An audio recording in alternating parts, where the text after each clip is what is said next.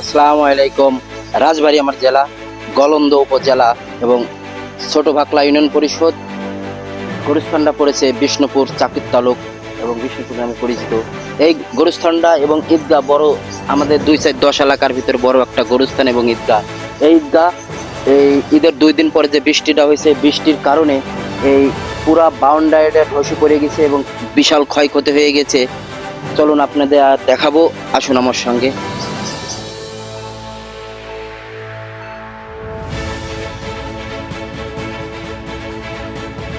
বুঝতেই পারছেন যে বিশাল ক্ষয়ক্ষতি হয়ে গেছে।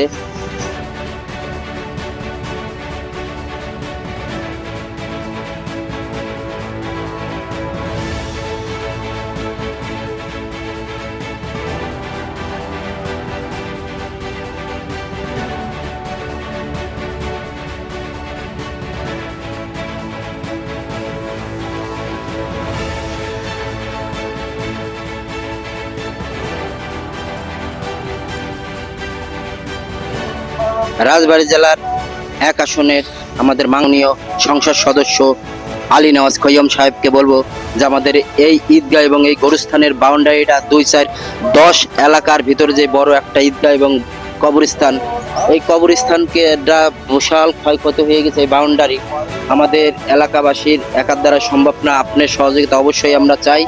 আমাদের একটু যদি সহযোগিতা করেন এই বাউন্ডারি বিষয় এবং এই ঈদগাহর বিষয়, আমরা আপনার কাছে চির কৃতজ্ঞ এবং আমাদের এই ঈদগাহর বিষয়টা দেখবেন।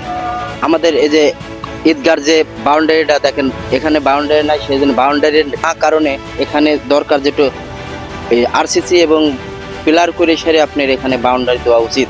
দেখেন প্রতি বছরে বৃষ্টির সময় বা প্রতি বছর আপনাদের এই গরুস্থানটা কিন্তু ভেঙে আমাদের এই ঝোলার ভিতরে পড়ে যায়।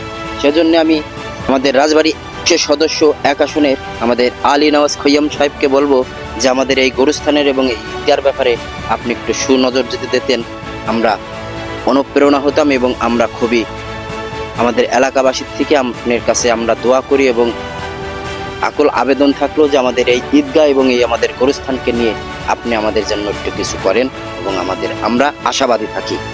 প্রতি বছরেই এই ঈদগাহ এবং এই গরুস্থান এই বৃষ্টি এবং বর্ষার সময় ভেঙে ভেঙে আমাদের এই জোলায় চলে যায়।